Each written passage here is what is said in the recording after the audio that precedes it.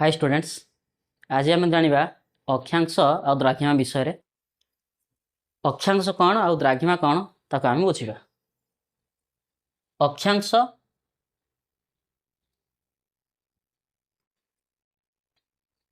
और द्राघिमा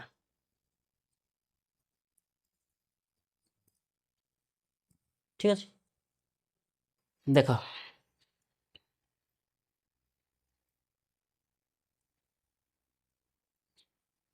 पृथ्वी को जदि आम गोलाकार वस्तु भाव भाव तेणु उत्तर पट को जो रहा उत्तर, ये दक्षिण, ये उत्तर मेरु, ये दक्षिण मेरु।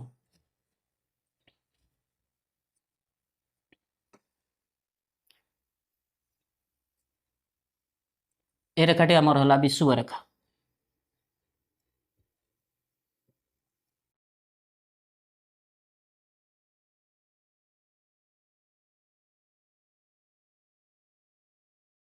विषुव रेखा विषुव रेखार विषुव रेखाटी आमर 0 डिग्री।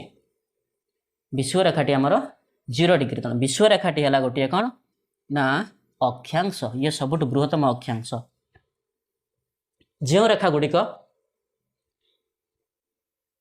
पृथ्वीर आनुभूमिक रूप में थाए, आनुभूमिक आकार में थाए, से गुड़िक है गोटे गोटे कौन ना समाक्ष रेखा बा अक्षांश बोली कहा जाए।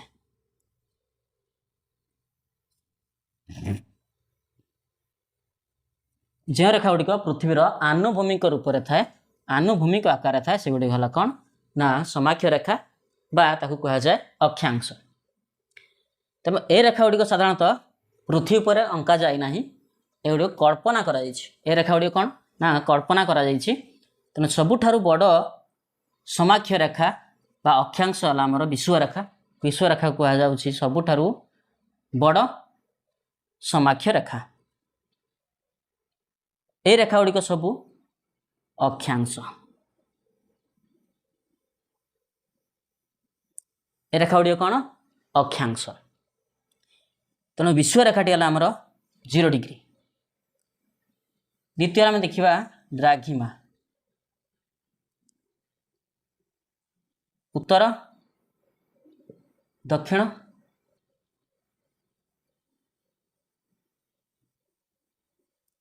भूलंब जो रेखा गुड़िक अच्छी, भूलंब रेखा गुड़िक समस्त रेखा गुड़िक कौन ना समस्त रेखा गुड़िक द्राघिमा रेखा। भूलंब आकार जो रेखा गुड़िक कल्पना कराई से रेखा गुड़िक सबू द्राघिमा रेखा। एवं पृथ्वी रे मोट 100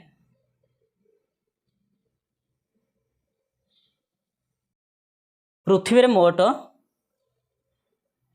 179 एतिकी रही आमर कौन ना समाक्ष रेखा बा अक्षांश।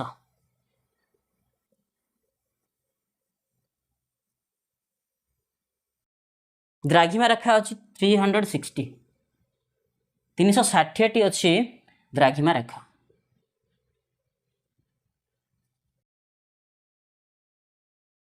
तीन 360 कौन अच्छी द्राघिमा रेखा ठीक अच्छे।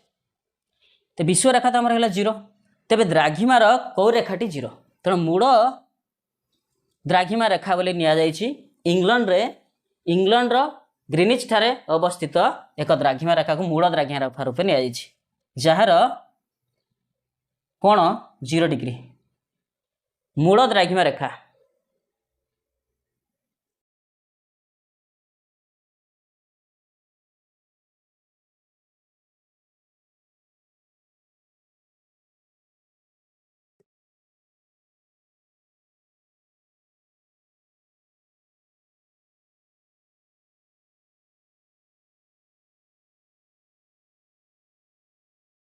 इंग्लैंड ग्रीनिच ठारे अवस्थित मूल द्राघिमा रेखा जार कौणिक कोण 0 डिग्री, जार कोण 0 डिग्री।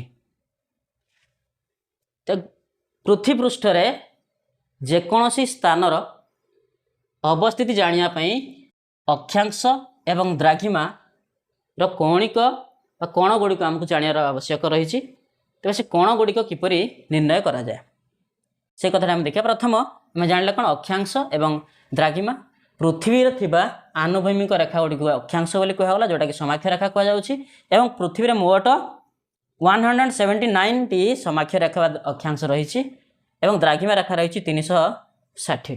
ठीक है।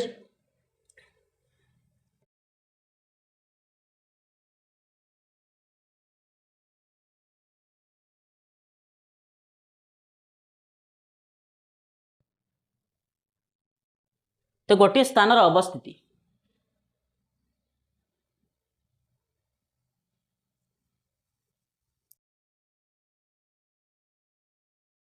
ये पृथ्वीर केंद्र,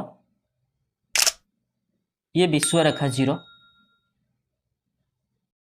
जदि आम ये उत्तर मेरु, ये दक्षिण, विश्व रेखा ठारू उत्तर मेरु पर्यंत ये कोणटी है 90 डिग्री, ये कोणटी 90 डिग्री। ठीक से विश्व रेखा ठारू दक्षिण मेरु पर्यंत ये कोणटी हो 90 डिग्री। केंद्र रु 30 डिग्री जब आम कह 30 डिग्री पृथ्वीर केंद्र रु 30 डिग्री जब पृथ्वी पृष्ठ को आम आसवा, जो समाक्ष रेखाटी थी 30 डिग्री रे, यही समाक्ष रेखा को आम कह 30 डिग्री उत्तर, 30 डिग्री उत्तर समाक्ष रेखा।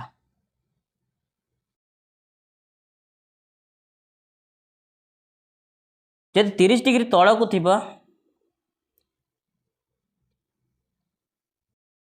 30 डिग्री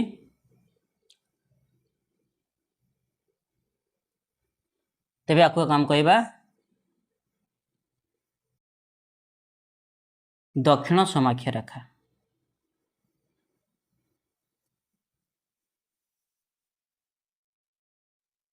दक्षिण समाक्ष रेखा तेणु समाक्ष रेखा गुड़िक साधारणतः 0 डिग्री रु मेरु आड़ को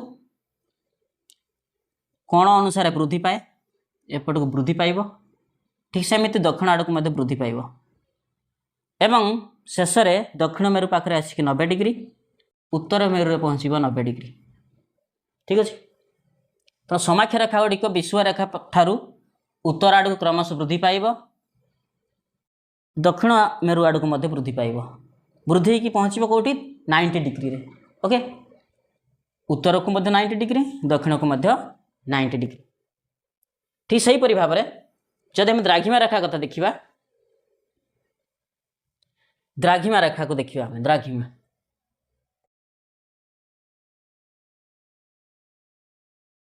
ये उत्तर, ये दक्षिण मेरु, द्राघिमा रेखा कही लंब आहार रहिबो।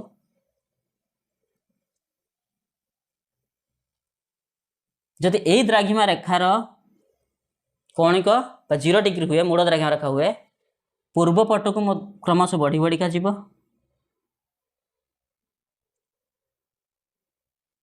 ये 30, 45, 60 एमती सब बढ़ी बढ़िका जीव। मूल द्राघिमा रेखार विपरीत पटे, मूल द्राघिमा रेखार विपरीत पटे ये जदि आमर 0 डिग्री, विपरीत पार्श्व को हो केते ना 180 डिग्री। मूल द्राघिमा रेखार पृथ्वीर विपरीत पार्श्वर द्राघिमा रेखा 180 डिग्री अवस्थित। ठीक अच्छे। एपटू गले पूर्व, एपट है पश्चिम। जब एपट को आम आसवा कहवा पश्चिम द्राघिमा रेखा, डाहाण पट गले पूर्व द्राघिमा रेखा। ओके, तो मूल द्राघिमा रेखा अवस्था 0 डिग्री जोटा कि आमर रही इंग्लैंड ग्रीनिच ठारे, एवं समाक्ष रेखा गुड़िक विश्व रेखाटी 0 एवं उत्तर को से बढ़ी बढ़िका जीव, दक्षिण मेरु आड़ को बढ़ी बढ़िका जीव। द्राघिमा गुड़िक पूर्व पटक बढ़िकी जीव पश्चिम पटक मध्य बढ़िकी जीव एवं तार मूल द्राघिमा रेखार विपरीत पार्श्व रही जो द्राघिमा रेखाटी तार कोणक कोणटी हो के 180 डिग्री। ठीक अच्छे आज आम देखिले अक्षांश द्राघिमा एवं पृथ्वीर विभिन्न स्थान अवस्थिति किपर निर्णय करा जाए परवर्ती वीडियो देखिबा। आज एतिकी।